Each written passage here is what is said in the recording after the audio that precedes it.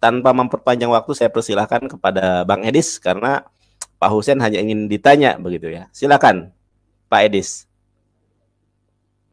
Ya, jadi pertama-tama saya agak sedikit bingung ya, karena begini Pak Husein, karena saya ini Ya. kan sudah 9 karena saya ini kan sudah 9 tahun begitu mendalami Al-Qur'an ini. Sedangkan Pak Husein tadi mengatakan bukan seorang ustadz begitu. Jadi saya bingung mau bertanya apa.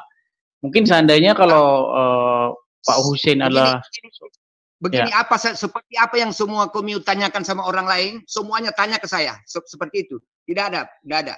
Semua tanya apa yang pernah kami tanya sama orang, insya Allah saya bisa jawab. Semuanya. Coba aja. Oke, ya saya bingung ya, karena saya harus bertanya sebenarnya sesuai dengan kapasitas Pak Husein begitu. Karena terus terang saja ya, karena selama 9 tahun saya mendalami Al-Quran, bahkan saya sering bertemu dengan ustadz-ustadz, saya terkaget-kaget begitu, ternyata pengetahuan ustadz-ustadz yang sering saya temui, baik itu di YouTube maupun di dunia nyata, itu pengetahuannya jauh sekali di bawah saya begitu. Jadi saya heran mau tanya apa gitu. Oke, mungkin yang sudah familiar saja yang sering saya tanyakan di channel saya begitu, Pak Husein. Seperti apa? Seperti itu, Dis. Apa saja yang pernah ditanyakan sama mereka itu? Coba tanyakan. Oke, baik Pak Husein. Oke. Menurut Pak Husein, Allah itu kalau berfirman itu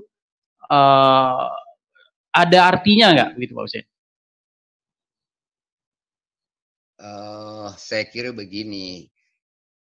Itu kalau Allah berfirman itu sudah pasti ada artinya, cuma tidak sembarang dia berfirman, ya kan? Oke, baik. Kalau alif lam mim itu apa artinya Pak Husein? Saya kira begini, soal alif lam mim itu kan dalam arti kata itu kan alif lam mim itu sebenarnya itu boleh dibilang rahasia, boleh dibilang itulah sebenarnya tanda kekuasaannya, jadi tanda rahmatnya, tanda kasih sayangnya. Jadi tinggal kita saja, maksudnya umatnya itu menafsirkan seperti apa. Jadi tidak usah dipersoalkan, karena itu kalau itu dipersoalkan tidak akan selesai urusan, karena bukan itu yang pokok. Yang pokok saja dalam kehidupan manusia ini apa? Apakah itu kehidupan? Bukan, sebelum kita ke situ Pak Husein. Tadi kan Pak Husein bilang kepada saya suruh tanya apa saja. Jadi gini Pak Husein, pertama-tama sebelum kita membahas Al-Quran lebih jauh, karena saya sudah 9 tahun Pak Husein mendalami Al-Quran ini adalah salah satu buku yang paling sering saya baca, dan saya memang bidang saya adalah Al-Quran. Jadi saya memang di bidang itu saya berkecimpung. Jadi dalam benak saya begini, sebelum kita memahami isi Al-Quran, yang perlu harus kita pahami pertama itu adalah bahasa Al-Quran. Karena Al-Quran itu berkali-kali mengatakan bahwa dirinya itu berbahasa Arab. Nah, ini menjadi satu keanehan bagi saya pribadi. Kenapa buku yang kalau memang dia berbahasa Arab perlu memberitahukan kepada para pembacanya bahwa dia berbahasa Arab? Mungkin kalau Pak Husein kurang nangkep, maksud saya gini Pak Husein. Pak Husein pernah nggak?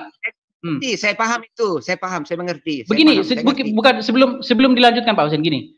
Pak Husein pernah tidak membaca buku apapun bahasa Indonesia, baik itu pesan chat, WhatsApp atau apapun, pernah nggak dia memberitahu, saya bahasa Indonesia loh, pernah nggak gitu? Ada nggak buku yang ngomong buku bahasa Indonesia yang memberitahu kepada pembacanya saya bahasa Indonesia? Kan nggak perlu, karena isi dari buku itu sendiri itu sudah menjelaskan dia berbahasa apa. Nah, jadi klaim-klaim Al-Quran yang mengatakan bahwa dirinya berbahasa Arab, ini membuat satu pikiran bagi saya bahwa loh, memangnya ada sebelumnya Al-Quran yang bukan berbahasa Arab? Ini menjadi satu pertanyaan bagi saya. Karena dia mengatakan Al-Quran ini dalam bahasa Arab. Oh, berarti di dalam pikiran saya memangnya ada Quran yang bukan berbahasa Arab. Lalu sekarang dikatakan ini Al-Quran berbahasa Arab. Nah, itu Pak Husein. Sebelum kita masuk kepada isi dari Al-Quran. Silakan Pak Husein. Baik, terima kasih saudaraku. Gini ya, supaya ini juga paham saya. Jadi gini ya, saya ini Islam ya, tetapi saya baru hanya pernah membaca itu sampai di juz, kalau saya juz 2 atau juz 3 saya pernah baca sampai di situ. Jadi sampai di situ saya masih betul-betul saya baca tuntas ya. Tetapi adapun lain-lain terus terang aja, insya Allah apapun yang Pak Edis tanyakan, insya Allah kita bisa komunikasi dan kita bisa diskusi dan dialog. Kan intinya kita bukan mencari salah benar atau pintar bodoh, tidak. Yang penting kita akan diskusi. Intinya kan kita mau tahu ini hidup seperti apa, ya toh ini agama seperti apa, ini Allah itu seperti apa, ya kan? Nah, jadi negara seperti apa. Jadi pada prinsipnya menurut saya yang kita bicarakan hanya fokus yang menyangkut kehidupan sehari-hari manusia itu di dunia maupun kelak di akhirat. Jadi tidak usah terlalu begini dan begitu. Tapi saya tahu karena Edi sudah bilang tadi sudah 9 tahun mempelajari, saya sendiri tidak. Saya sekedar aja karena saya awam. Tetapi insya Allah apapun yang menjadi kebingungannya Pak Edis atau menjadi sanggahan Pak Edis, insya Allah kita bisa buka hari ini pelan-pelan. Menurut saya seperti itu. Karena kenapa? Saya punya keyakinan untuk itu. Saya yakin. Anda bertanya dengan Ustaz? Ya, sudah. Tetapi Anda kan bertanya dengan orang awam atau si Husainnya kan sekarang. Ya kan? Insya Allah komio ada manfaat buat Kristen, buat saya Islam juga ada manfaat, juga saudara-saudaraku. Jadi menurut saya tidak ada persoalan hidup. Jadi kita hanya berbicara pada fokus dan intisari kehidupan itu. Jadi ngapain kita mau gontok-gontokan persoalan hal TTB yang tidak ada juntrungannya. Baiklah kita apa yang menjadi persoalan itu aja. Apa yang menjadi bingung, apa yang jadi sanggahan, apa yang menjadi tidak menerima itu aja yang perlu yang Edis utarakan karena selama ini Edis sudah pelajari, katanya sudah pernah menamatkan itu Quran itu berapa kali ya toh. Jadi coba aja dengan saya belum pernah, saya mungkin baru 3 juz, tapi insya Allah apa semua dalam kandungan Islam itu dalam Quran itu insya Allah saya bisa jawab semua, insya Allah. Coba aja. Coba kita bisa buktikan sebentar. Coba aja. Coba. Apa yang baik. Barusan tadi Pak Husain tidak tahu arti alif lam mim. Gini Pak Husain, sebelum saya lanjutkan lagi, saya 9 tahun saya membaca Al-Quran, saya telah menerbitkan satu buku ya yang berjudul ini, ya ini berbahasa Indonesia, judulnya aja bahasa Inggris ya. Jadi salah satu isi buku ini itu saya menulis tentang asal-usul Al-Quran. Karena apa yang saya pelajari ini sama sekali tidak pernah diajarkan di pondok pesantren ya, di kuliah-kuliah keislaman dan lain-lain, ini nggak pernah diajarkan. Ini saya kaji 9 tahun setelah saya menamatkan Al-Quran itu berkali-kali, Al-Fatihah, Al-Fatihah, Anas, Al-Fatihah, Anas, Al-Fatihah, terus menerus. Saya mendapatkan satu begini. Sebenarnya di zaman Muhammad, Pak Husain, itu ada orang-orang begitu, di zaman Muhammad, itu ada orang-orang yang menuduh bahwa Muhammad itu mempelajari Al-Quran itu dari orang ajam. Itu terekam di dalam surat An-Nahl ayat 103. Kalau Ustadz Nandar bisa bukakan ayatnya, nggak apa-apa sambil jalan. Di dalam An-Nahl, oke, di dalam An-Nahl 103 itu, Pak Husain, ada satu rekaman di situ yang berbunyi begini. Dan kami kurang lebih begini bunyinya ya. Kami mengetahui bahwa mereka berkata bahwa Quran itu dipelajarinya dari orang ajam. Nah, Al-Quran itu membuat satu bantahan, dan bantahan ini menurut saya sangat menarik bantahannya. Karena bantahannya begini. Bagaimana mungkin Al-Quran itu didapatkan atau hasil belajar dari orang ajam? Orang ajam itu adalah orang asing. Dia bisa berbahasa Arab, tapi bahasa Arabnya belepotan, berantakan bahasa Arabnya. Ya, orang ajam itu orang-orang asing yang tinggal di sekitar Muhammad. Dia bisa bahasa Arab, tapi bahasa Arab belepotan begitu. Al-Quran membuat bantahan begini. Bagaimana mungkin Al-Quran itu dipelajari dari orang ajam, sedangkan Al-Quran itu dalam bahasa Arab yang jelas. Dikatakan lisanun Arabian mubin, bahasa Arab yang jelas. Bahkan dikatakan yang fasih begitu. Tapi ketika saya mempelajari Al-Quran, di dalam Al-Quran saya temukan banyak sekali, atau kalau saya harus menggunakan bahasa yang berlebih-lebihan, ada segudang kosakata yang bahkan tidak dimengerti oleh orang Arab sekalipun. Bahkan Al-Quran mengatakan di dalam Al-Quran itu terdapat ayat-ayat yang mutasabihat, yang orang tidak mengerti takwilnya. Ya, hanya Allah yang mengerti takwilnya. Tapi di satu sisi Al-Quran mengatakan ini bahasa Arab yang jelas. Itu klaim Al-Quran mengatakan begitu. Tapi di dalam Al-Quran terdapat kosakata-kosakata yang membuat Ustadz bingung. Ya, Ada banyak sekali kosakata. Arthur Jeffrey dalam bukunya The Foreign Vocabulary. Ya. Jadi pertanyaannya, Ya. saya sudah paham, saya mengerti. Pertanyaannya apa yang membingungkan? Jadi saya sudah paham itu. Tanyakan aja apa masalahnya. Tanya. Baik, salah satunya aja. Kita ambil yang sederhana-sederhana. Ini udah sering saya katakan, bahkan para penggemar saya di subscriber saya juga sudah paham ini. Misalnya di dalam Al-Kahfi, Pak Ustadz, Pak Husein, Al-Kahfi ayat yang ke-9 atau ke-8, di situ ada satu kosakata yang berbunyi Al-Rokim, ya dibaca Rokim. Itu kalau kita cari di dalam terjemahan apapun, mau Indonesia, Inggris, apapun, itu tidak diterjemahkan ke dalam bahasa Indonesia. Nah, apa arti Rokim ini? Kalau kita lihat tafsir, itu ada yang menafsirkan nama anjing, ada yang menafsirkan batu bertulis, ada yang menafsirkan nama lembah, ada yang menafsirkan macam aneh, banyak sekali artinya. Ini saya berpikir, ini dari mana para mufasir tahu ini? Yang mufasir ini bilang nama anjing, yang mufasir ini bilang batu bertulis, yang ini bilang, dan kata-kata semacam ini, ya kata-kata yang artinya diterka-terka. Saya harus mengatakan diterka-terka ya. Kenapa saya mengatakan diterka-terka? Karena rujukannya dari mana gitu? Dari mana orang bisa tahu bahwa rokim itu batu bertulis? Ini apa? Metode apa? Ilmu nahu, sorob, balagoh, mantek, ilmu jenis apa yang dipakai? Saya 9 tahun mendalami Al-Quran, saya nggak menemukan metode apa yang dipakai mereka untuk menerjemahkan arti rokim itu menjadi sekian banyak makna itu.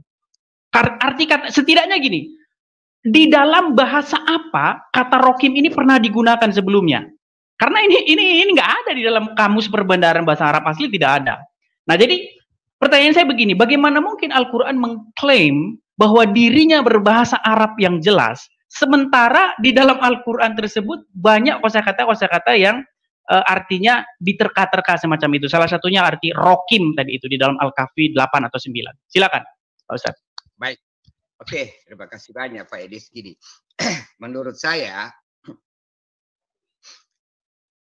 itu contoh. Bible saja banyak kan membuat suatu perumpamaan, suatu analisa sebagai ya namanya kiasan atau apapun. Jadi saya pikir itu dalam hal kehidupan nyata, ya kan, saya kira hal-hal itu kita bisa temui dimanapun saja. Jadi kita tidak usah terfokus kepada kalimat itu, kata bahwa bahasa Arab yang jelas. Saya kira itu kalau itu kita mau bicarakan, berarti kita sama halnya, kita sekarang sudah dewasa, mau kembali kepada zaman kanak-kanak. Ya kan, biarlah waktu akan menjawab sendiri. Karena begini, dalam Quran itu sangat banyak yang sebelumnya belum terungkit, itu masih menjadi rahasia aja Allah. Pelan-pelan kan ada muncul 1, 2, 3. Masih banyak itu yang belum terungkap. Jadi saya kira hal seperti itu ngapain kita persoalkan. Apalagi antara Kristen dan Islam itu atau Nasara itu dengan Islam. Mereka itu adik kakak. Jadi saya kira contoh seorang kakak dan adik itu hal yang kecil bisa dipersoalkan. Saya kira tidaklah. Apalagi harus kita ingat. Kita ingat kembali. Siapa kita? Kita ini saya ingatkan Edis. Kita ini adalah, ya ini penting ya. Penting saya ingatkan. Adalah warga negara Indonesia di dalam naungan NKRI, di dalam bingkai Pancasila Bhinneka Tunggal Ika. Ngapain kita persoalkan hal-hal yang demikian tai kuku kecil? Ngapain? Edis, tantangan bangsa kita adalah kita ini negara kaya. Bayangkan kekayaan kita ini sampai diperebutkan sejak zaman dulu. Waktu dulu ya kita sempat dijajah. Sampai hari ini masih orang mau rebut. Itu tanggung jawab Anda dan saya dan semua umat Islam dan umat Kristen dan umat agama lainnya yang mengaku dia warga negara Indonesia. Ngapain? Jangan mengungkit hal-hal yang jadi persoalan. Jadi kalau itu kita masih mengungkit, tidak perlu. Itu sama. Berarti kita kembali kepada ini, kepada zaman kanak-kanak. Saya kira tidak akan itu kembali. Memang zaman kanak-kanak ada yang menikmati, ada orang menikmati, ada juga tidak menikmati. Tapi udahlah, kita hidup hari ini dan hari esok. Kita cari persamaan antara Islam dan Kristen, antara Buddha. Jangan kita mencari perbedaannya. Saya kira seperti itu. Dan ingat, tanggung jawab kita, betapa kayanya kita. Kenapa kita ternyata ini fakta nyata. Kita tertinggal dan kita miskin. Ini apakah Anda tidak malu? Saya tidak malu. Semua orang Islam dan Kristen tidak malu. NKRI itu tidak malu. Apalagi seluruh pejabat itu. Mereka itu tidak malu. Jadi kalau perlu mau dikritisi, para pejabat yang tidak menjalankan tugasnya. Jadi antara kita agama ini tidak perlu. Kita hanya menyatukan sepakat kita dan menyampaikan kepada para pejabat yang dibayar oleh negara kita, yang kita bayar. Itu tanggung jawabnya, mencerdaskan, memajukan, dan mendidik bangsa kita agar supaya kenyataan kita seorang kaya itu benar fakta. Ini bagaimana? Apakah Anda tidak paham ini? Jadi saya kira hentikanlah persoalan itu, Edis. Anda punya tanggung jawab masih banyak. Entah Anda tetap di Kristen, apakah Anda tetap mau masuk Islam, itu no problem, tidak ada masalah. Tetapi yang penting saya minta Anda majukan bangsa ini. Itulah karena menurut saya Anda lah yang muda. Saya umur 68 tahun, Edis. Masa saya sudah mau mati, apa yang saya tinggalkan dengan generasi saya? Bayangkan kita kembali kepada bangsa kita sebelumnya penjajah itu seperti apa. Kita semuanya sebelum penjajah kita kan masih bodoh-bodoh semua. Ya, di bawah kerajaan-kerajaan yang suku-sukuisme. Itu kan beda kita, ingat ya, beda kita dengan China. China punya sejarah apa? Mereka sudah 3.000 tahun sudah jadi negara besar. Kita ini negara besar tapi masih belum punya kebudayaan yang bisa kita ya kita bangga wajar lah, itu seperti Sriwijaya, itu Majapahit, ya kan, itu Mataram apa segala macam itu tapi sesungguhnya kita boleh dikata kita ini pindahan dari Asia ya, maksudnya dari negara Asia. Jadi kita penduduk baru di sini. Jadi itu yang penting. Jadi kita menyadari. Jadi jangan kita karena kita terbelakang kita harus terbelakang. Tidak. Kok masa Singapura juga sudah maju, Malaysia mungkin lebih maju dari kita. Jadi tidak usah terlalu seperti itu. Contoh ya, contoh menurut saya ya, contoh kasus. Itu Afrika, kita katakan dia negara terbelakang. Tetapi Anda harus lihat. Coba Anda lihat warga negara Amerika Serikat yang berasal dari Afrika bandingkan dengan kita Indonesia. Mungkin mereka lebih pintar dari kita. Jadi itu tantangan, Edis. Tahu ya, hal yang maksudnya begini Pak Husein. Ya, begini Pak Husein. Karena ya seperti yang saya katakan tadi Pak Husein ya. Karena memang walaupun saya itu tidak mengenyam pendidikan resmi ya, misalnya belajar usul fikih ya, belajar ilmu Islam di universitas, karena memang saya itu kan orang nggak punya gitu ya Pak Husein ya. Jadi saya itu belajar otodidak begitu ya, selama 9 tahun saya pelajari Quran, hadis, itu saya baca habis, saya baca semua referensi buku-buku, saya baca semua ya, dari internet lah, beli buku dan lain sebagainya. Nah, sehingga dalam kenyataannya ketika saya berjumpa begitu dengan ustadz-ustadz ya, dengan teman-teman muslim baik yang dari di media sosial maupun dalam dunia nyata, memang saya mendapatkan jadi seperti ini begitu Pak Husein. Saya melihat kok ilmunya itu jauh sekali di bawah saya begitu. Nah, saya terus terang saja memang saya agak kesulitan begitu mencari. Loh, mana Pak Huseinnya? Oh ya, saya agak kesulitan begitu Pak Husein. Nah, saya agak kesulitan begitu mencari teman diskusi. Memang betul apa yang kata Pak Husein ya.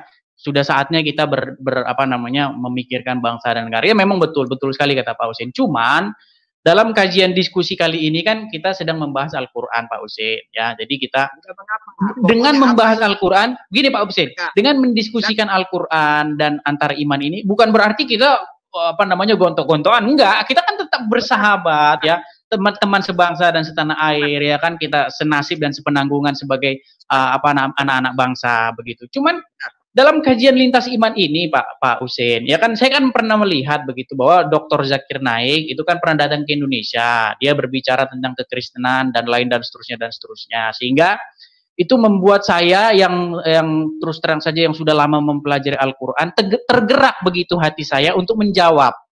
Begitu, makanya saya kan meluncurkan satu buku ini. Nah, ini saya bagi-bagikan sama muslim secara gratis Pak Husein. Kalau Pak Husein mau juga saya bagikan secara gratis, nggak bayar seperak pun, sampai di rumah bukunya.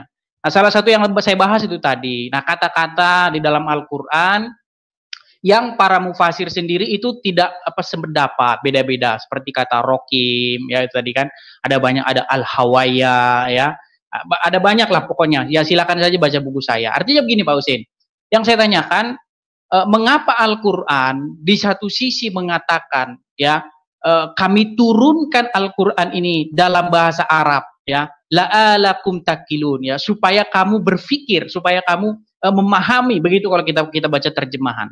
Tapi di satu sisi ada ayat-ayat yang tidak dipahami, bahkan disebut oleh Al-Qur'an sendiri menyebut di dalam Al-Qur'an itu ada ayat-ayat yang mutasyabihat, yang maknanya itu sumir, tidak jelas begitu. Mutasyabihat itu kan tidak jelas, tidak dimengerti takwilnya kecuali oleh Allah begitu. Nah, artinya gini. Begini sedikit Pak Husain, sedikit. Maksudnya begini. Bagaimana mungkin Al-Qur'an mengatakan ya, dikatakan zalikal kitabu la raiba fihi hudal muttaqin ya. Bagaimana inilah kitab yang tidak ada keraguan padanya, petunjuk bagi orang-orang yang bertakwa. Tetapi ternyata ada ayat-ayat yang tidak pasti gitu loh.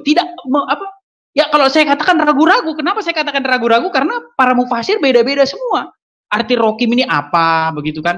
Yang ini menurut ini batu bertulis, menurut ini nama anjing, menurut ini nama lembah, nama bukit. Kok jauh banget bedanya gitu loh? Kan nggak ada sama-samanya tuh antara nama anjing sama batu bertulis sama lembah, kan beda jauh begitu. Nah, ini baru hanya satu contoh kata, ada banyak kata-kata begitu. Nah, Arthur Jeffrey itu dalam bukunya The Foreign Vocabulary of Quran itu menemukan kurang lebih sekitar 300-an kosakata asing begitu, bukan bahasa Arab.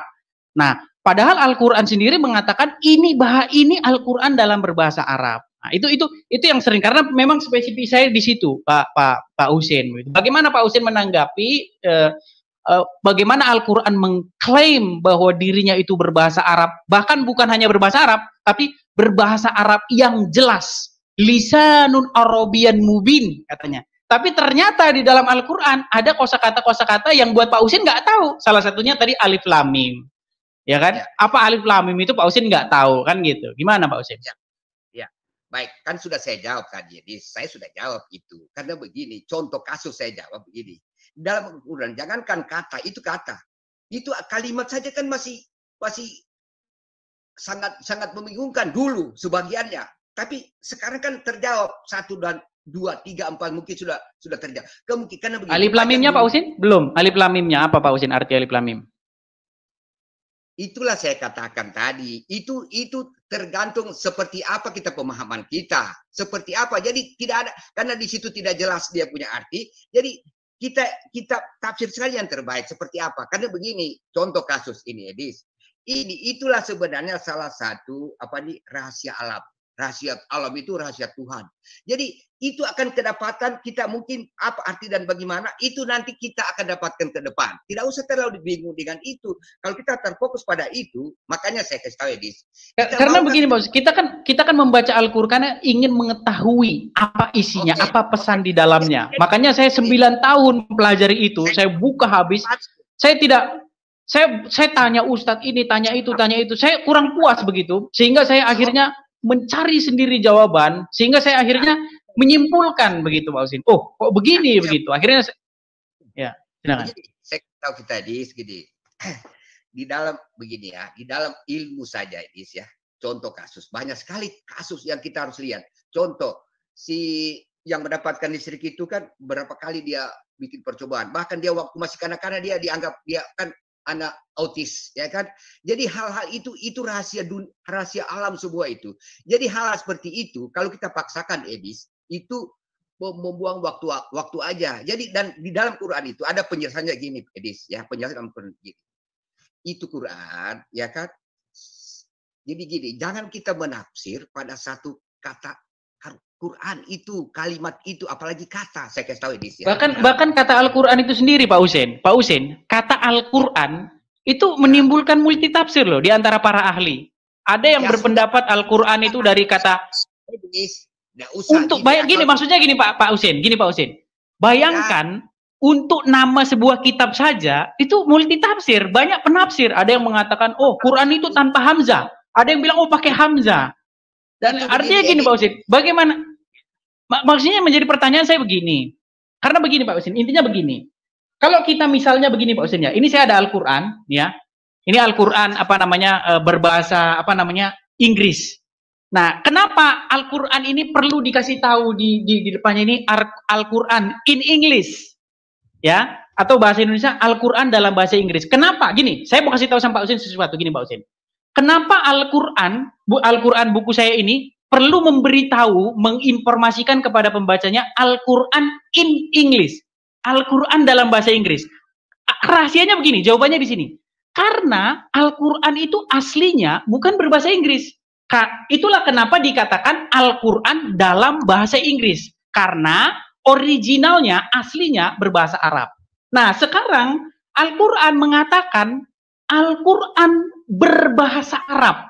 Nah, menjadi pertanyaan bagi saya, apakah tadinya ada Al-Quran yang bukan berbahasa Arab? Atau, pertanyaan saya, atau Al-Quran yang dimiliki ini, itu diterjemahkan ke dalam bahasa Arab oleh orang lain?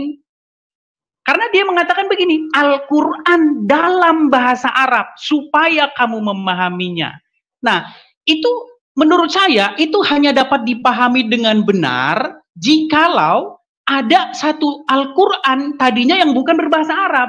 Sehingga dikatakan Al-Quran dalam bahasa Arab, la'alakum takilun, supaya kamu memahaminya, semacam itu. Nah, maksudnya begini Pak Husin, karena banyak sekali karena banyak sekali gitu para peneliti di barat begitu, mereka mempunyai satu pandangan bahwa bahkan kata Quran sendiri, ini menurut para sarjana-sarjana barat yang meneliti Al-Quran, Al-Quran sendiri itu merupakan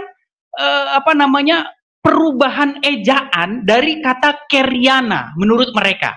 Keryana ini adalah satu teks-teks Kristen Syria, ya, yang mereka sebut, biasanya mereka menyebut dengan kata-kata Keryana. Nah, kemudian berubahlah itu logatnya itu menjadi Quran. Nah, itu kan Keryana menjadi Quran. Itu ada dalam satu buku ini, Pak Husin, kalau mau tahu bukunya ini juga ada. Jadi misalnya begini, yang saya katakan begini Pak Husin.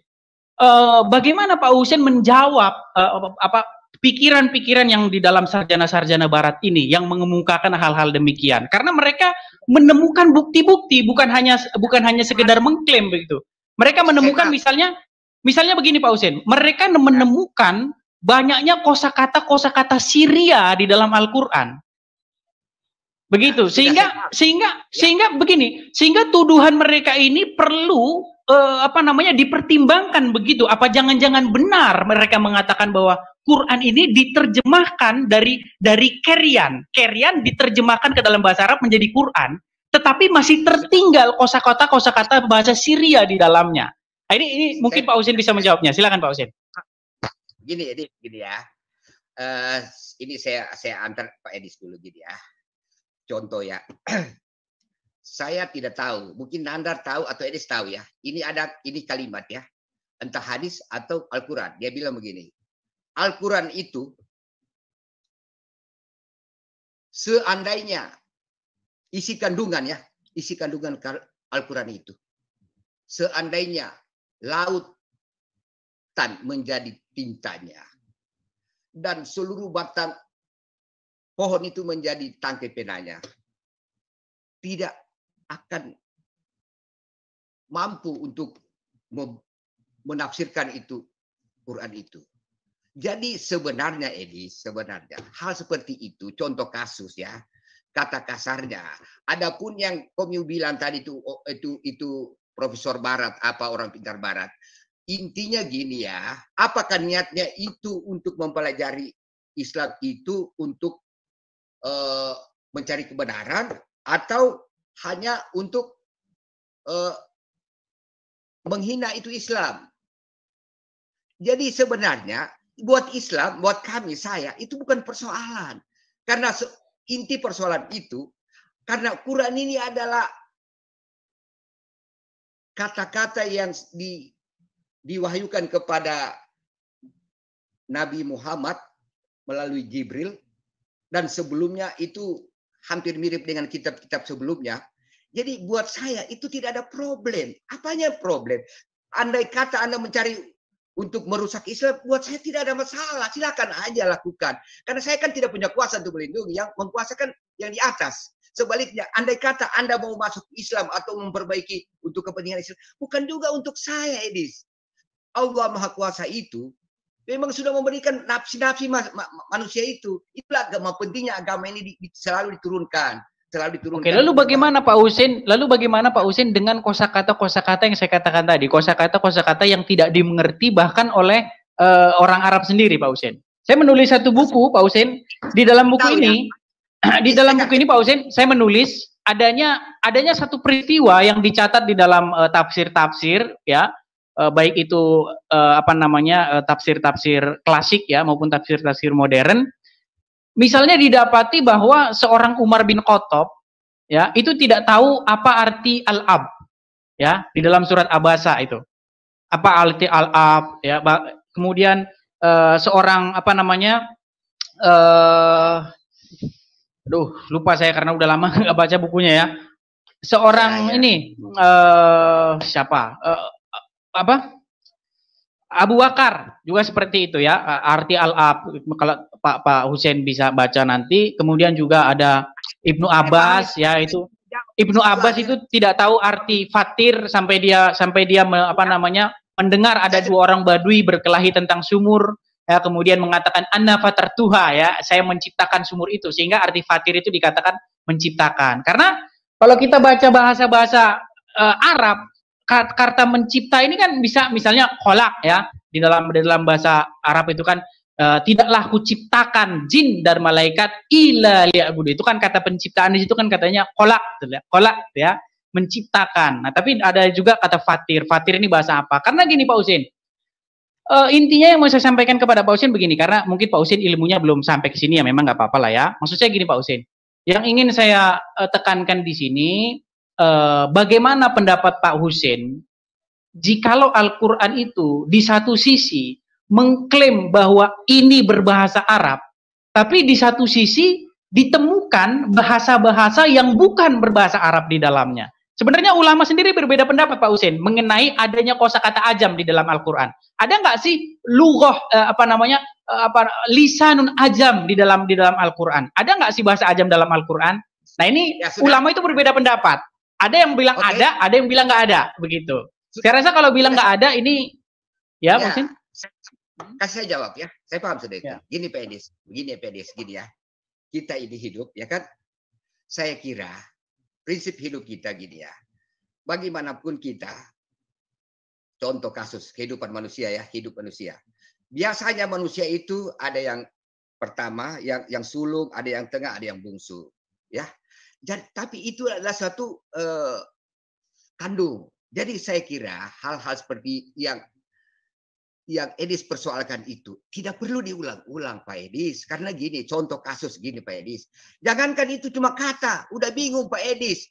Ada kalimat begitu panjang sampai 2-3 ayat yang lebih bingung manusia, yang tidak masuk di akal. Ini tidak masuk di akal sebelumnya. Ini tidak masuk di akal. Tetapi kenyataannya pada akhir itu yang tidak masuk di akal itu jadi nyata. Jadi itu kalau mau kita mau ulang Pak Edis, coba ya, kalau kita manusia yang kita begini, manusia itu bagaimanapun ada pegangan Pak Edis. Kalau kita tidak punya pegangan, manusia tidak punya pegangan, itu jadilah seperti itu. Jadilah seperti itu karena semuanya tidak ada pegangan. Semuanya kita merasa, oh saya lebih tahu, oh saya tidak tahu. Saya tidak usah. Manusia ini, kenapa ada manusia? Itulah memang sudah Tuhan bilang. Kamu manusia itu memang rakus. Kamu itu kejam apa segala macam. Tapi dibilang kamu itu adalah pengasih, penyayang segala macam. Jadi sebenarnya tinggal kita mengukur diri kita pada posisi yang mana kita itu. Maksudnya pada posisi hanya merepotkan orang atau kalau bisa kita membantu orang. Jadi sebenarnya kalau ini Edis terusin sampai dunia kiamat pun Edis tetap seperti ini. Jadi apa juga untungnya buat Pak Edis? Tidak ada gunanya juga saya kira. Jadi menurut saya kita ini untuk kepentingan nyata. Hidup itu adalah nyata. Kita umur paling 100 tahun. Ya apa yang bukti kita untuk apa kita mengabdi kepada Kristen, apa mengabdi kepada negara, apa orang tua. Jadi saya kira itu aja, tinggal umur itu terbatas kita poin-poin. Jadi tidak usah terlalu hal-hal yang bukan persoalan menjadi kehidupan nyata di dunia dipersoalkan seperti jangankan kata, kalimat aja sampai 2 ayat itu bingung orang, dibilang tidak masuk di akal segala macam. Tetapi nyata sekarang ada. Jadi apalagi masih ada tertinggal belum terjawab semua. Jadi kenapa kata-kata itu dipersoalkan, kasihan. Sudah 1400 tahun lalu. Tidak usah dipersoalkan, kasihan Edis. Tapi kalau Edis melakukan itu, maaf ya Pak Edis, Saya tidak tahu. Nanti Pak Edis akan dinilai orang, baik orang Kristen maupun Islam menilai. Apalagi orang Hindu, orang ngapain yang persoalan tidak? Yang persoalan sekarang bagaimana? Saya udah ulangi tadi. Persoalan apa? Coba contoh kasus ya Pak Edis, contoh kasus. Kalau kami Islam, ya mungkin ada beberapa mazhab harus di-clearkan. Jangan sampai itu mazhab sampai terjadi perpecahan ya, sampai bunuh-bunuhan. Ngapain? Begitu juga di Kristen. Itu tanggung jawab Edis. Itu satukan denom yang di Kristen itu seperti apa. Kalau mereka tidak bisa bersatu, diupayakan tidak usah gontok-gontokan. Nanti diketawain orang. Ngapain? Seperti ini Pak Edis. Selalu cerca terus, cari terus kesalahan Al-Quran. Kalau orang Islam lagi menjawab, coba lihat itu di Kristen. Di Alkitab. Mulai dari itu Taurat, dari Injil, apa segala macam itu kan jauh 10.000 barangkali lah perbandingannya dengan Islam kalau mau diurut. Jadi sementara Edis Kristen, coba bayangkan ya. Tapi Islam kan tidak pernah. Kalau ada itu, saya bilang tidak boleh. Itu bukan urusanmu. Mereka punya urusan. Tapi kalau orang diserang, ya seperti ini contoh kasus. Kenapa saya mau cari Edis? Karena selalu Edis mengulang-ulang. Dan orang itu biasanya emosi. Akhirnya tidak jelas. Tapi kalau saya, ya silakan aja. Namun saya tetap kembali. Saya kira tergantungkan pemirsa yang mengukur. Seperti apa Edis, ya silakan. Buat saya udah bilang, saya bukan usut. Ayat aja saya tidak terlalu paham. Yang saya tahu yang ayat ini, yang saya sembahyang apa aja. Ngapain mau perlu terlalu? Karena bukan itu. Ukuran Islam itu, bagaimana kamu hidup di dunia itu, bantu orang. Berguna buat orang. Itu satu. Dengan dasar itu, kamu akan, Tuhan yang membantu kamu kelak di akhirat. Kalau toh andai kata kau punya kesalahan, mungkin dia ampuni. Jadi, apalagi yang saya persoalkan, hanya itu. Jadi saya hanya hidup dunia, bagaimana? Ya, kalau kaya sih tidak perlu. Yang menurut saya cukup aja, sudah saya bersyukur, Pak Edis. Sudah syukur. Apalagi saya bisa membantu anak saya, menyekolahkan apa segala macam, apalagi keluarga saya. Itu sudah cukup buat saya. Ngapain saya mau repotin lagi? Jadi kalau prinsip manusia, intinya manusia, ngapain orang Barat ngurus orang kami, orang Asia? Ngapain? Masing-masing negara dunia sekarang, itulah namanya. Itu siapa ini? Kalau kami bilang itu Yesus, Nabi Isa dan Nabi Muhammad itu mengatakan bahwa ini adalah akhir zaman. Pahamkah itu Edis dengan akhir zaman? Kalau paham, tolong saya mau dengar. Seperti apa pemahaman Anda? Dua nabi yang selangnya ini ada waktu 600 tahun. Ya, mereka mengatakan ini adalah akhir zaman. Saya mau dengar seperti apa pemahaman Edis. Jadi saya tidak mau berbicara bebal, tapi kalau berbicara yang lain saya boleh bertanya sama Edis. Coba seperti apa? Coba saya mendengar. Ya, salah satunya adalah pengungkapan atau penyingkapan hal-hal yang selama ini tidak diketahui gitu loh Pak Husein. Salah satunya kan mengenai bahasa Al-Qur'an ini, ya kan? Bahasa Al-Qur'an ini sebenarnya bahasa apa? Karena terus terang saja kan saya sering mendengar begitu dari teman-teman muslim, teman-teman ustadz, bahwa Al-Quran ini berbahasa Arab. Karena begini Pak Husein, kalau Pak Husein baca apapun, ya, mau baca buku apapun itu, bahkan baca koran lah, ya, kita baca misalnya koran Sindo pagi ini. Koran Sindo itu tidak pernah mengatakan begini, ini koran Sindo berbahasa Indonesia, nggak pernah, gitu loh. Karena pembaca itu sendiri, itu akan tahu itu bahasa apa. Gitu loh.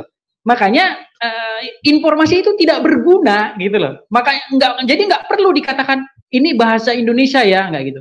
Kata-kata ini bahasa begini Pak Husein, begini Pak Husein. Kata-kata ini bahasa ini bahasa itu, ini bahasa itu hanya berlaku pada naskah-naskah terjemahan. Misalnya begini Pak Husein, ketika Pak Husein membeli buku Tafsir Ibnu Katsir, misalnya di depan ada tulisan begini, Tafsir Ibnu Katsir dalam bahasa Indonesia supaya kamu memahaminya, misalnya gitu. Berarti itu terjemahan, itu membuktikan bahwa buku itu diterjemahkan karena aslinya Tafsir Ibnu Katsir itu bahasa Arab. Nah, kembali ke Al-Qur'an tadi.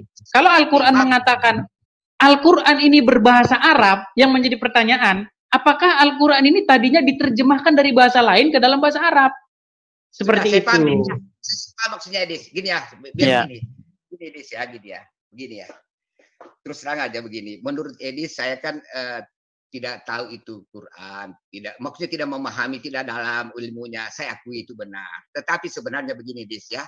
Saya kasih tahu Edis, dalam Al-Quran begini. Saya tidak tahu ayat berapa, tapi bunyinya begini.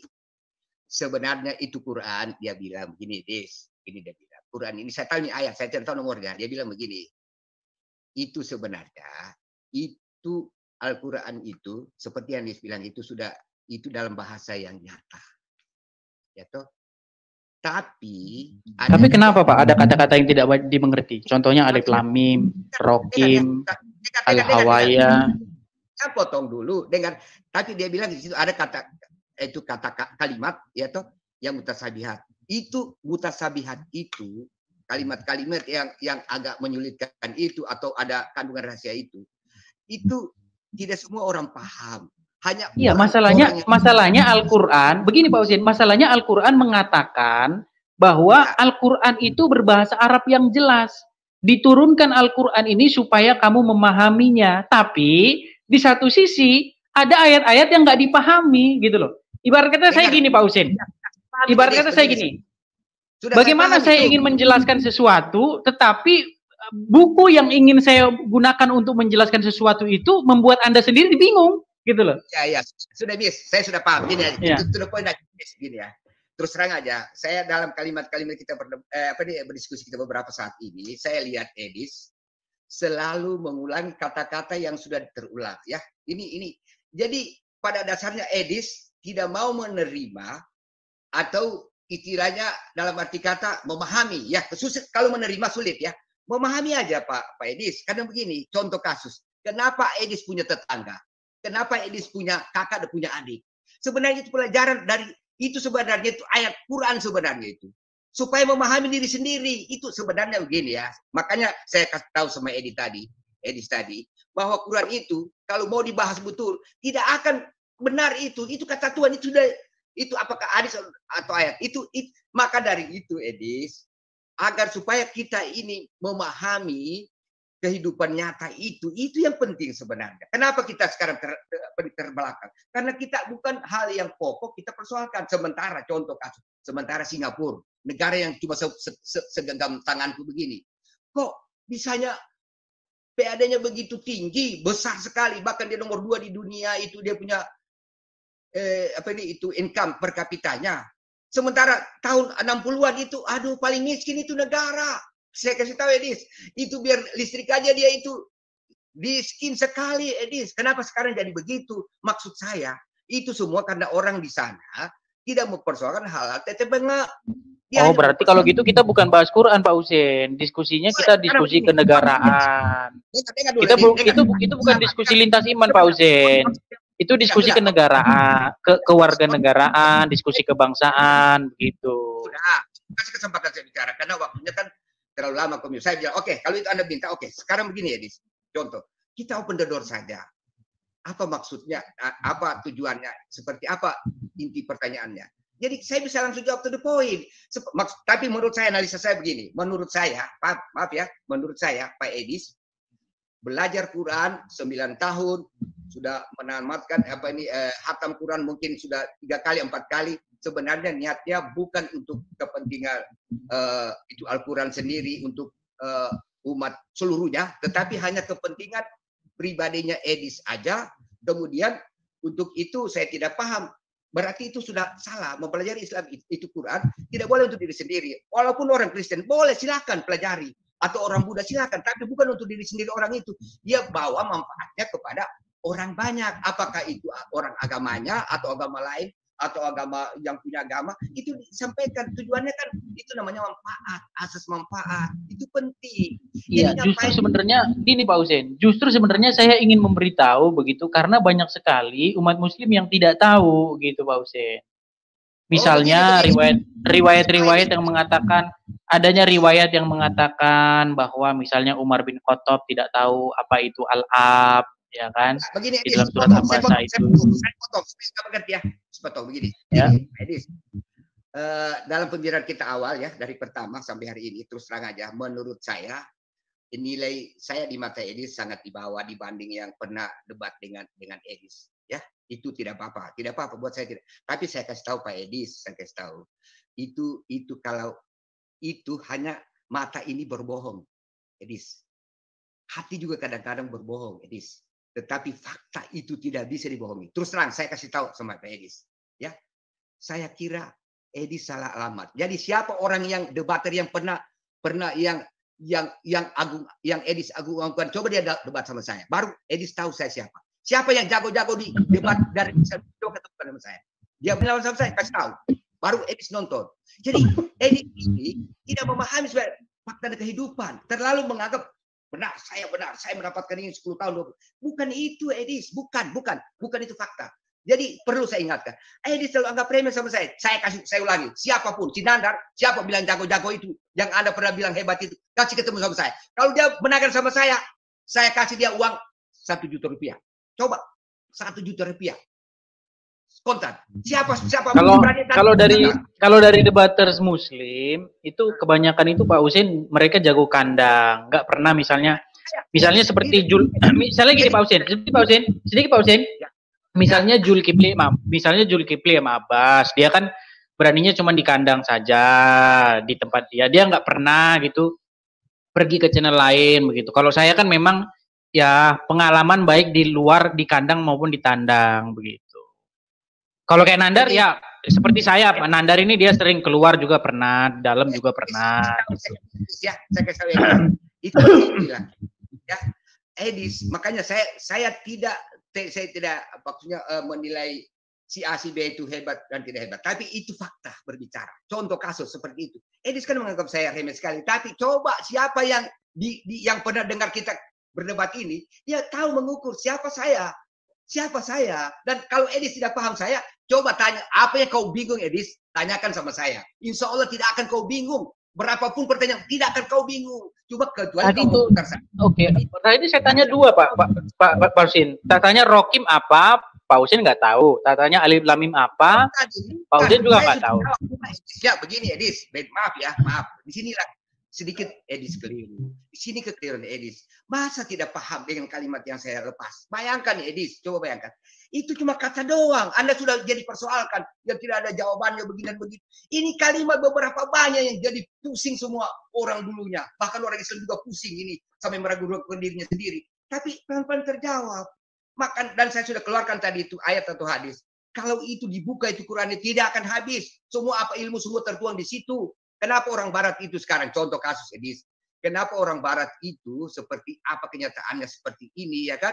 Dia orang itu sebenarnya paham itu apa sebenarnya itu Quran. Dia tahu kok itu. Makanya tapi ilmunya belum sampai ke situ. Itu bukan urusan kita. Jadi sebenarnya banyak ilmu yang dia dapatkan juga itu belajar dari Quran. Contoh kasus ini Jimmy Carter. Saya waktu itu Anda mungkin masih kecil, belum tahu. Pada waktu naiknya ini Apollo 11 itu Anda masih kecil. Waktu itu saya dengar pidatonya itu Jimmy Carter. Apa dia bilang? Dia bilang kami hari ini tanggal sekian ini jam sekian sudah sampai di bulan. Perlu Anda ketahui wahai seluruh dunia bahwa kami itu sampai di bulan itu karena kami membaca di Al-Quran. Kami membuktikan itu kebenaran Al-Quran seperti apa. Jadi hal seperti itu Edis. Tidak usah kok Edis so ilmu begitu, so pengalaman 9 tahun kok hanya kata saja sudah jadi bingung, sudah sampai 10 sampai habis semua itu persoalan. Jadi apa Edis tidak paham TTB-nya itu? Apa tidak paham itu kalimat itu antara dewasa dan apa ini kanak-kanak? Edis, janganlah lakukan itu, Edis. Kalau toh Anda berdebat dengan diketawain Anda, saya saudaraku. Tidak usah dengan Kristen pun Anda diketawain karena itu kan kalimat-kalimat seperti itu kalimat yang dibawa oleh anak-anak. Kita masih kanak-kanak dulu berdebat yang masalah kelereng, padahal kelereng harganya berapa, soalnya sampai kelai, akhirnya orang tuanya jadi bentrok, jadi ngapain? Tapi nama Pak Husin, kalau Pak Husin tahu, nama Pak Husin itu kan ya sama begitu ya dengan nama cucu Muhammad. Kan cucu Muhammad itu kan menurut sejarah Islam itu ada Hasan dan Husin. Nah, tapi kalau Pak Husin bilang gontok-gontokan, sebenarnya saya mau bertanya nih tentang sejarah Islam. Tanya aja bahkan Pak Edis. Bahkan cucu Muhammad. Oke. Bahkan cucu. Oke. Kena Pak Husin. Oke. Pak Husin tahu nggak? Oke. Apa penyebab? Oke. Apa penyebab? Apa penyebab meninggalnya cucu Muhammad yang bernama Husin? Oh baik. Begini Pak Edis. Itulah semua dunia Pak Edis. Tahukah? Itulah dunia tidak mengenal agama Edis. Dunia itu tidak mengenal agama. Kita dunia itu tidak mengenal agama. Iya. Bukan, yang saya tanyakan Pak Husin, penyebab meninggalnya cucu Muhammad, Hasan dan Husain itu apa? Itu karena dunia, Edis. Maksudnya kekuasaan. Paham tidak? Itu dunia. Maksudnya gini, Edis. Apa masa Pak Husain mengatakan cucu Muhammad kekuasaan? Cucu Muhammad loh Pak Husain.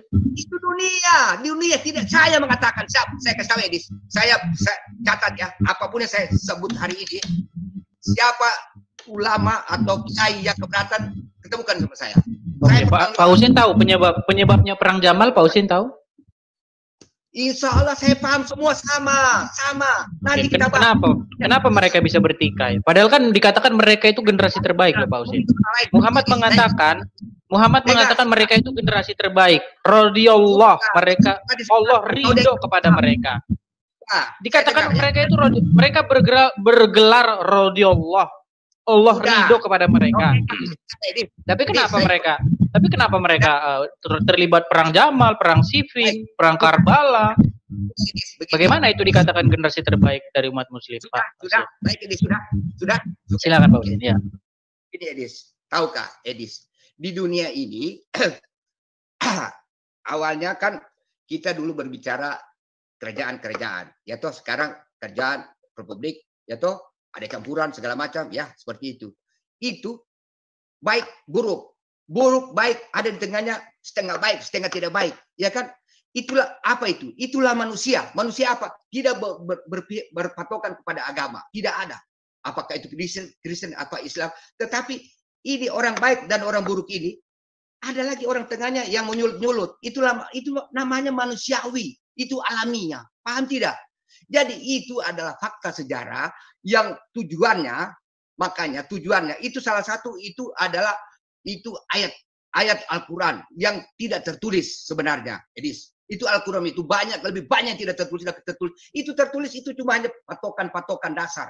Yang tidak tertulis sudah itu salah satunya kalau paham. Bukan Pak Husain, yang saya tanyakan, kalau memang generasi para sahabat itu generasi terbaik, kenapa para sahabat itu berperang gitu loh? Ada perang Siffin, antara Ali dan Muawiyah, ada perang Jamal, ya kan? Antara Aisyah, Zubair, Tolha bersama melawan Ali. Kemudian ada perang Karbala yang sampai menimbulkan sudah paham? Sudah. Hasan Husain meninggal. Bagaimana tuh Pak Husain? Stop saja. Saya sudah paham itu. Apa yang kau bilang saya paham. Jadi stoplah. Dengar ya. Ya. Sekarang gini. Saya kasih tahu ya. Intinya gini Edis. Itu semua sebenarnya itu faktor tadi. Itulah dunia. Itu kenapa? Sebenarnya itulah makanya kita harus kembali kalau mau cerita itu Quran itu salah satu ayat-ayat yang tertulis itu dalam Quran. Itu adalah sebenarnya ayat yang tidak tertulis. Contoh, itu kita kembali kepada Adam. Tahukah Anda Adam? Tahu itu iblis? Itu semua faktor itu yang mempengaruhi. Jadi sesungguhnya apabila Edis itu tidak memilih apakah itu siapa kiai atau siapa dan bagaimana. Apakah apakah temannya atau saudaranya ataupun itu orang yang sengaja memperkeruh suasana, itu semua itu adalah peranan. Iya, yang saya tanyakan. Lalu bagaimana mereka itu dilabeli generasi terbaik gitu?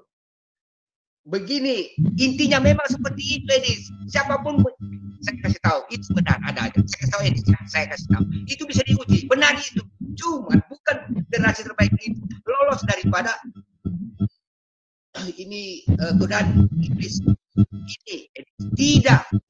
Tapi kalau mau tapi begini Pak Husain sedikit Pak Husain saya sangat menghormati usia Pak Husain karena di dalam Alkitab itu diajarkan berilah hormat kepada orang yang tua gitu. Jadi Pak Husain itu kan saya hormati sebagai orang tua. Gini Pak Husain. Ya. Karena Pak Husain kan mungkin tua di umur, ya, tapi kan belum tentu tua di Al-Quran. Karena Pak Husain bilang baru baca 3 juz. Ya, jadi kan udah jauh banget sama saya Pak Husain ilmunya. Maksud saya gini Pak Husain, apakah tidak lebih baik misalnya kalau Pak Husain misalnya mendalami Al-Quran dulu begitu atau mengajak Ustadz untuk mendampingi Pak Husain untuk berdiskusi dengan saya. Stop. Ya. Saya kasih tahu contoh kasus ya. Anda sudah mengatakan 9 tahun pelajari Quran dan berapa kali khatam. Saya baru 3 juz. Sebenarnya kalau orang di luar yang mendengar ini, orang sudah tahu bobotnya siapa yang lebih tinggi. Apakah orang yang sudah 9 tahun dan 10 kali menamatkan Quran itu yang baru-baru atau yang orang baru 3 ini. Jadi pada prinsip contoh kasus, saya bilang sama Anda, saya tantangan apapun yang kau bingung, yang kau pusing, yang apalagi kau bilang contoh yang itu saya akan jawab. Contohnya, memang generasi itu yang terbaik, boleh diukur. Generasi itu dengan generasi yang sekarang atau sebelum tidak sudah itu terbaik. Itu bukan, tidak salah itu. Cuma pengertiannya Edis salah, kacamatanya Edis kacamata kuda. Itu bingung. Jadi sebenarnya kita mau adil.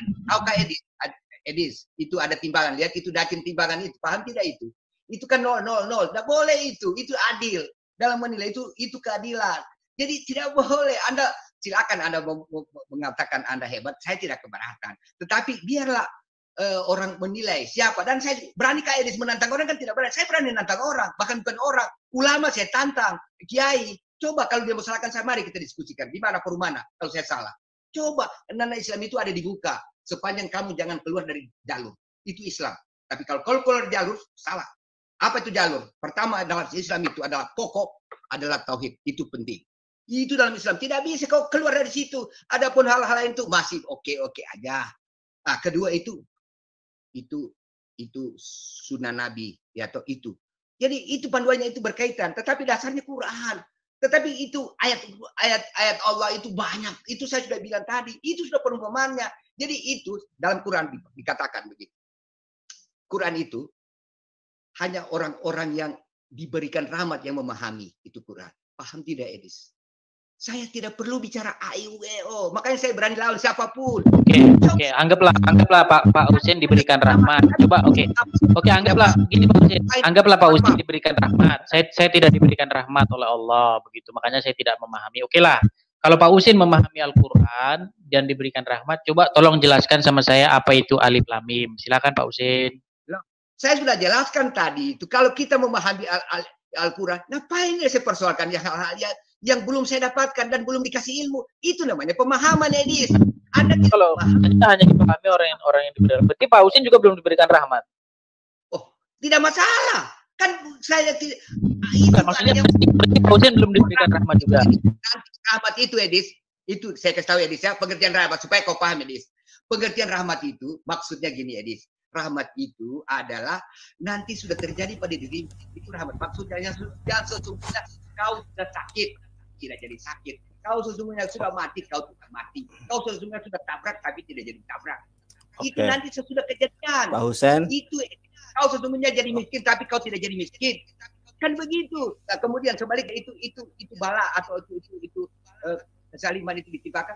Yang sesungguhnya kau kaya jadi miskin, kau jadi pintar, bodoh. Itu saja. Jadi dalam kehidupan itu ya, di Quran itu seperti itu. Bukan semuanya Quran itu, Islam itu dalam hanya Quran. Itu bukan, itu panduan. Sesungguhnya itu ayat Quran itu, ayat Allah itu di sekeliling kita kiri kanan. Makanya saya, Aidis kan tidak berani tantang orang. Saya berani tantang. Siapa? Aidis kan tidak berani. Jadi kalau mau berdiri sendiri, silakan bukti ke fakta. Berani orang, coba mari. Seperti saya tantang Aidis. Oke. Pak Husin. Pak Husin. Saya tahu Edis bisa lawan sama saya. Pasti Edis akan lari. Percaya saya, tidak akan mampu lawan saya, Edis. Kau sudah 9 tahun belajar Quran. Kau sudah 10 kali tanam Quran. Tapi kau tidak paham itu Quran. Tapi saya belum baca. Tapi saya paham. Kamu apa? Itu fakta. Kamu apa lagi? Tidak ada persoalan. Jadi, Pak Husin. Stop Anda membuat mengolok-olok Quran. Tidak ada gunanya. Buat kau tidak guna, buat Kristen tidak guna, buat kami juga Islam tidak guna. Ngapain? Mari kita berdamai, berbuat ketawa-ketawa. Contoh, saya ulangi Edis begini ya. Tahu ke Anda? Pak Husin, terima kasih atas waktunya. Halo. Halo Pak Husin. Dengar dulu. Saya belum ada penjelasan. Dengar dulu. Ya, dengar ya. Zaman Abbasiyah, dengar ya. Zaman Abbasiyah dan zaman itu Umayyah. Anda tahu, itu yang berperan itu banyak itu. Anda tahu orang Kristen. Kenapa dikasih kesempatan? Karena mereka menganggap ada kata. Dan mereka lebih tahu. Diberi kesempatan lalu. Dan mereka tahu diri. Dan membantu sepenuhnya. Jadi tidak ada persoalan. Jadi jauh usah terlalu menganggap diri orang dan bagaimana. Saya kasih tahu. Kalau Edis berani tantang sama, tidak akan bisa lawan sama saya. Dan pasti tidak berani tantang saya lagi. Kapan saya lani kau? Kapan mau? Itu aja. Kau paham Nendar? Kau tidak bisa lawan dia. Kau tidak mampu, terus terang aja. Kalau kau berani lawan, kalau kau keberatan lawan saya, coba siapa yang keberatan lawan saya? Kau paham tidak? Siap, Coba. siap. Makanya, Bapak guru saya, Pak Husein memang guru saya. Jadi nggak mungkin saya berdebat dengan Pak Husein ya. Oke Pak Husein, saya haturkan terima kasih banyak atas ilmu, wawasan. Halo Pak. Cari saya, dia mau lawan sama saya. Coba aja, tidak mampu lawan saya. Saya kasih tahu. Ya, anggap remeh. Siap. Itu. Tidak berani lawan saya. Coba kasih tahu. Siap. Siapapun orang Kristen yang berani bawa Islam, kasih tahu saya. Terima kasih. Terima kasih kepada Pak Husein dan Pak Edis. Jangan berani macam-macam dengan Islam. Kalau Islam, ngapain betul. Mari kita bersama. NKRI ini kita terpuruk ini. NKRI kita susah. Itu aja Nandarnya, paham ya? Kita bersatu. Paham? Siap. Jadi Pak Husein ini ya, apa namanya, orang tua kita, sesepuh kita ini menghimbau terjalin sebuah komunikasi yang baik, toleransi yang baik antara umat Islam dengan umat Kristiani. Jadi sebetulnya ajang live kita pada sore hari ini bukan live debat sebetulnya ya, karena kemarin Pak Husein menghubungi saya pengen debat katanya dengan si Edis katanya ya, karena saya ini apa ya namanya, ketika diminta, insya Allah kalau saya mampu dan saya bisa, maka saya sanggupi, saya akan kabulkan. Pak Husein ini luar biasa, sangat menghimbau kita terhadap toleransi ya. Jadi Mbak Edis, terima kasih juga kepada Bang Edis ya yang sudah hadir. Mungkin di lain kesempatan kita bisa berdiskusi, karena begini teman. Terima kasih.